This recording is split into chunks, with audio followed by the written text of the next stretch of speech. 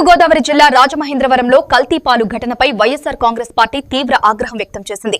బాధితుల సంఖ్యను ప్రభుత్వం దాచిపెడుతోందని జక్కంపూడి విజయలక్ష్మి విమర్శించారు.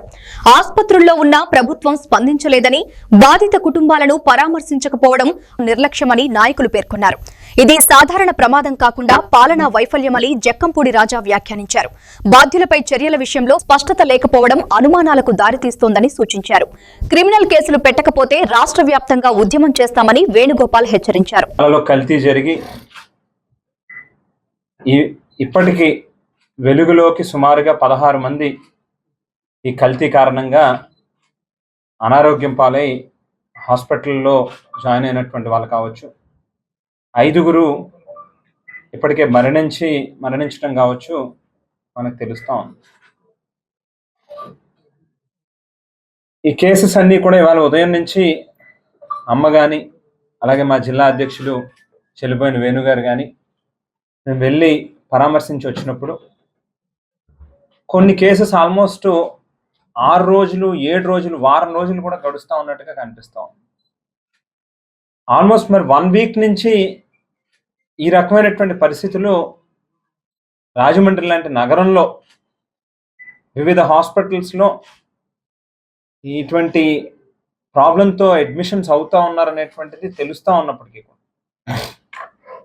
కనీసం వారం రోజుల నుంచి ప్రభుత్వ యంత్రాంగం స్పందించకపోవడం అనేటువంటిది చాలా దురదృష్టం. ఇవాళ రాష్ట్రంలో ఉన్నటువంటి ప్రభుత్వ యంత్రాంగాలు, వ్యవస్థలు అన్నీ కూడా ఎంతసేపు ఉన్నా రాజకీయ కక్ష సాధింపులకి మాత్రమే వారిని ఉపయోగిస్తూ ఉన్నారు.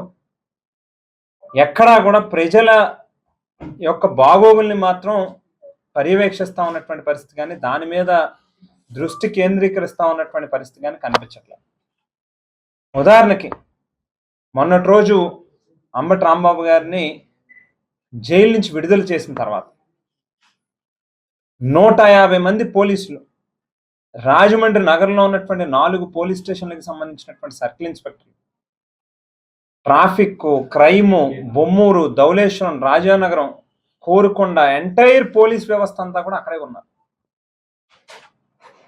ఆయనని ప్రశాంతంగా చాలా శాంతియుత వాతావరణంలో ఆయన జైలు నుంచి బయటకు వచ్చాడు. ఆయన ఇంటికి వెళ్ళిపోవడానికి తప్పితే వేరొక ఇష్యూ ఏమీ లేదు అని చెప్పినప్పటికీ కూడా వినకుండా చేయించుకున్నారంట. నార్మల్గా కనిపిస్తా ఉన్నాయి. జస్ట్ ఈ డేట్ 10వ తేదీ ఫిబ్రవరి నెల.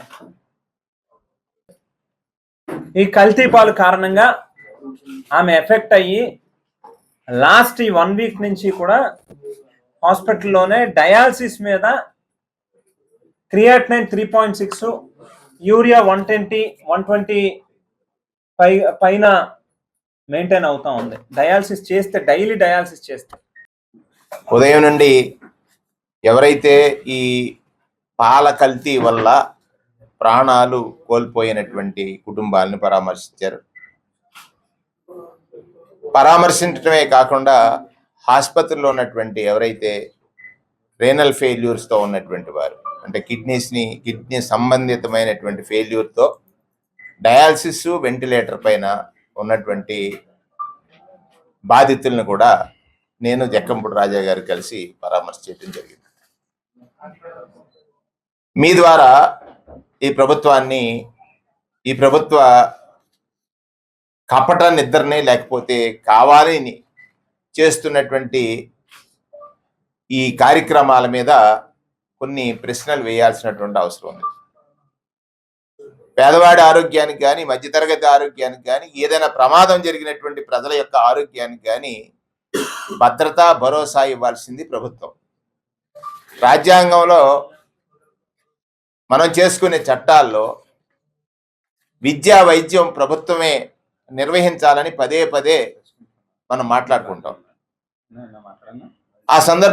ఈ సందర్భంలో ఈ ప్రభుత్వం పూర్తిగా బాధ్యతారాహిత్యంగా పనిచేసింది అని అంటానికి ఇది ఒక ఉదాహరణ.